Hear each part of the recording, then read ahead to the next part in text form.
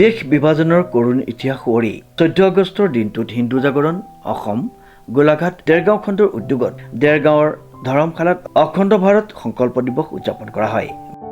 আজি আমাৰ হিন্দু জাগৰণ অসম গোলাঘাট জিলা আৰু দেৰগাঁও খণ্ডৰ উদ্যোগত আজি দেৰগাঁও পঞ্চায়ত মাৰৈ ধৰ্মশালাত আজি অখণ্ড সংকল্প ভাৰত দিৱস আয়োজন কৰা হৈছে। এই বিশেষ দিনটোৰ তাৎপৰ্য বিশেষ, কিয়নো 15 আগষ্টৰ দিনা উপনিৱেশ শাসনৰ পৰা ভাৰত মুক্ত হোৱাৰ কাৰণে যি উৎসৱ উদযাপন কৰা হয়, তাৰ আগদিনা 14 আগষ্টৰ দিনা যিহেতু আমাৰ যিসকল 7.5 লক্ষ শ্বহীদে যি প্ৰাণত্যাগ কৰি যিখন অখণ্ড ভাৰতৰ কাৰণে তেওঁলোকে প্ৰাণত্যাগ কৰিছিল, সেই ভাৰতবৰ্ষখন খণ্ড বিখণ্ডিত হৈছিল। গতিকে সেই অখণ্ড ভাৰতখন খণ্ড বিখণ্ডিত হোৱাটো এটা অতি কৰুণ ইতিহাস। গতিকে সেই ইতিহাস সোঁৱৰি আজি হিন্দু জাগৰণে গোলাঘাট জিলা সমিতি আৰু দেৰগাঁও খণ্ডই আজি এই অখণ্ড ভাৰত সংকল্প আয়োজন কৰিছে।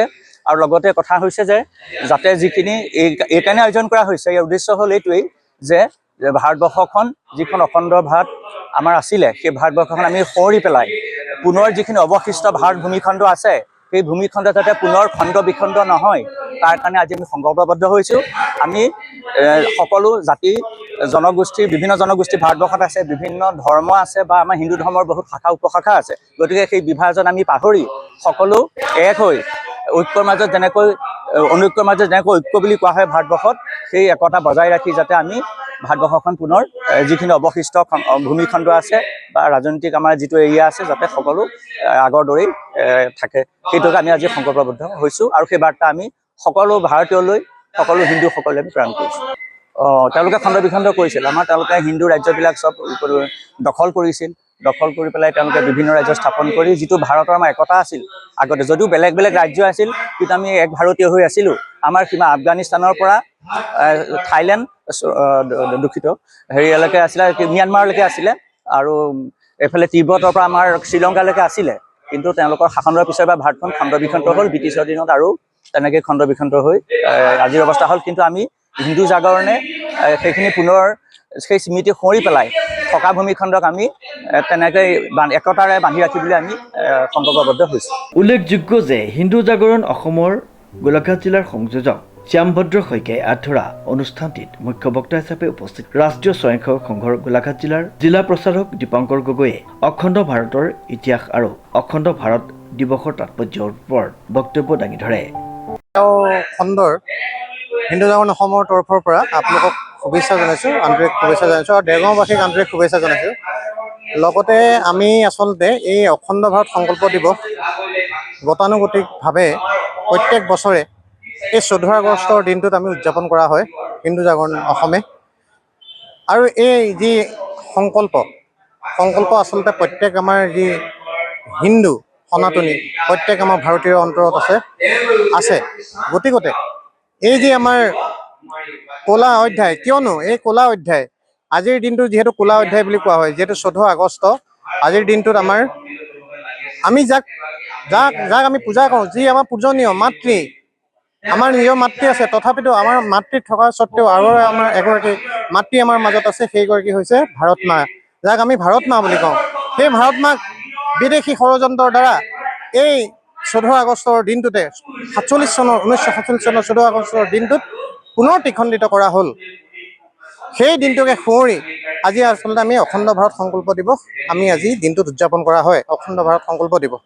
আৰু দ্বিতীয়তে আমাৰ যি এই সংকল্প দিৱস, এই আমাৰ যিসকল যুৱ প্ৰজন্ম, সেইসকলক আচলতে আজিৰ এই দিনটোত আমাৰ এই সংকল্প দিৱসত আমি দেশৰ যি সীমা, সেই বিষয়ে আমি আচলতে তেখেতসকলক শাস্ত্ৰীয়ভাৱে জ্ঞান দিয়া হয়, বৰ্ণনা কৰা হয়। যিহেতু আমাৰ বৈদিকভাৱে আমি কোৱা হয় যে উত্তৰঞ্জক সমুদ্ৰস্য হিমালয় সৰ্বদক্ষিণম বৰ্ষন্তত ভাৰতম নাম ভাৰতীয় অৰ্থসন্ততি।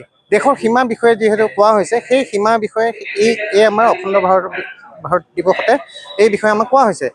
আৰু তৃতীয়তে যি আমাৰ স্বাভিমান, সেই বিষয়ে আমাৰ এই ইয়াত জাগ্ৰত কৰা হয়। আমাৰ যি সাংস্কৃতিক জাগৰণ, এনেকুৱা ধৰণৰ কিছুমান জাগৰণ, স্বদেশ প্ৰেম, সেইবোৰ আমাৰ জাগৃত কৰা হয়।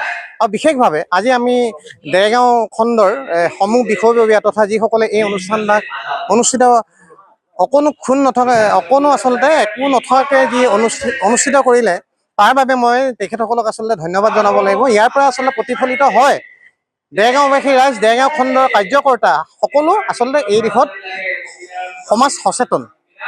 ইয়াকে কৈ মই সামৰণি মাৰিছোঁ। বন্দে মাতৰম, ভাৰত মাতা কি জয়। আমন্ত্ৰিত অতিথি হিচাপে দেৰগাঁও বিধানসভা সমষ্টিৰ বিধায়ক ডক্টৰ মৃদুল কুমাৰ দত্ত, লগতে অনুষ্ঠানটোত বিশিষ্ট হিচাপে উপস্থিত থাকে ৰাষ্ট্ৰীয় স্বয়ংসেৱক সংঘৰ যোৰহাট বিভাগ কাৰ্যবাহ শচীন মেছ।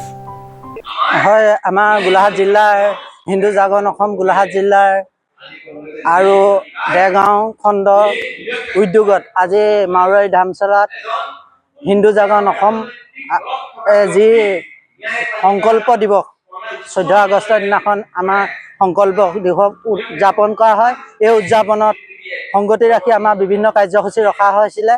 সেই কাৰ্যসূচীৰ মাজত আমাৰ মাজত আজি আহি উপস্থিত হৈছিলে সেই ৰাষ্ট্ৰীয় স্বয়ংসেৱক শ্ৰীযুত দীপাংকৰ গগৈ ডাঙৰীয়া, আমাৰ মাজত উপস্থিত হৈছে সি শচীন মেছ ডাঙৰীয়া, আৰু আমাৰ মাজত উপস্থিত হৈছে সি দেৰগাঁও সন্মানীয় বিধায়ক শ্ৰীযুত মৃদুল কুমাৰ দত্ত ডাঙৰীয়া দেৱেও বিভিন্ন হিন্দুত্ববাদৰ লগত সংগতি ৰাখি বিভিন্ন ধৰণৰ মতামত ৰাখিছে। আৰু আজি হিন্দু জাতিটো যেতিয়া আগবাঢ়ি যাব লাগিব, কৰ্ম সংস্থাপন কৰ্ম কৰিব লাগিব, কাম কৰিব লাগিব, নিজে বহি থাকিলে নহ'ব। যিকোনো কাম নিজৰ মতে সংস্থাপনৰ হেতুকে যদি কাম কৰি যায়, অনাগত দিনত হিন্দুত্ববাদী বা হিন্দু সমাজখন আগলৈ আগবাঢ়ি যাব বুলি মই আশা ৰাখিছোঁ। উক্ত অনুষ্ঠানটিত উপস্থিত থাকে ৰাষ্ট্ৰীয় স্বয়ংসেৱক সংঘৰ যোৰহাট বিভাগৰ সহ শাৰীৰিক প্ৰমুখ পুৰুষোত্তম বসুমতাৰী, হৰমোহন আশ্ৰমৰ অধিকাৰী সন্ত মাধৱ সত্যজিৎ গগৈ আৰু গণ্যমান্য ব্যক্তিসকল। নৱজ্যোতি ভৰালীৰ ৰিপৰ্ট, নিউজ নাও।